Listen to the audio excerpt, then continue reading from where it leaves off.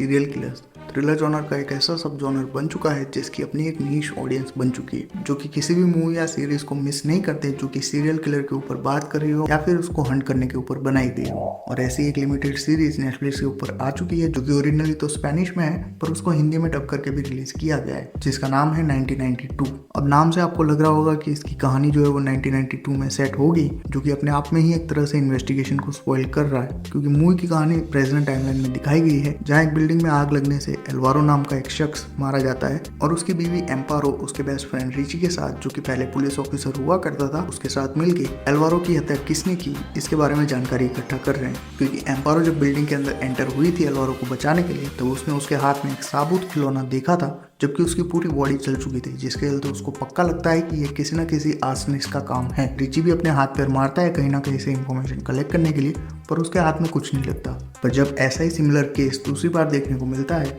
तो पुलिस भी serial killer को पकड़ने के लिए अलर्ट हो जाती है। अब रिची और एम्पारो की जो जोड़ी है वो काफी अनलाइकली फॉर्म होती है, जिसके चलते इन दोनों के बीच का जो रोमांस दिखाया गया है वो इन्वेस्टिगेशन से भी ज्यादा आपको इंट्रिगिंग लगेगा। एटलीस्ट मुझे तो लग ही रहा था। तो इसके पीछे का मेन रीजन हो सकता है कि इसकी इन्वेस्टिगेशन जो दिखाई गई है वो थोड़ी सी आपको आउटडेटेड फील होगी, जहाँ वही सीरियल किलर की बैकग्राउंड कहानी आपको दिखाई जाती है और क्यों वो किलिंग कर रहा है उसके पीछे का मोटिव भी आपको दिखाया जाता है, जो कि इस टाइम तक हम बहुत सी मूवीज और सीरीज के अंदर देख चुके हैं, जिसके चलते मूवी की इन्वेस्टिगेशन में आपको इतना इंटरेस्ट नहीं आता। हालांकि ये बात भी अलग है कि वो कहीं पे आपको बोर भी नहीं करता और आपका इंटरेस्ट थोड़ा बहुत बना रहता है। पर साथ ही इन दोनों की जो अनलाइकली केमिस्ट्री फॉर्म होती है वो काफी ज्यादा कन्वीनियंट और फास्ट दिखाई गई है। हो सकता है कि वहाँ का कल्चर है इसलिए हमको ऐसा लग रहा हो, बाकी मुझे नहीं पता। पर उनके बीच का जो रोमांटिक एंगल दिखाया गया है वो काफ़ी जल्दी फॉर्म होता हुआ दिखता है, जिसके चलते वो भी इतनी अच्छी तरीके से काम नहीं करता और ओवरऑल ये रूटीन इन्वेस्टिगेटिव सीरीज बन के रह जाती है। और अच्छी बात यह है कि इसकी कहानी को एक सीजन में ही पैकअप कर दिया गया है, जिसके चलते सीजन 2 के लिए आपको वेट नहीं करना पड़ेगा। हालांकि इन दोनों की जो जोड़ी है वो एक एंथोलॉजी सीरीज की तरह काम करे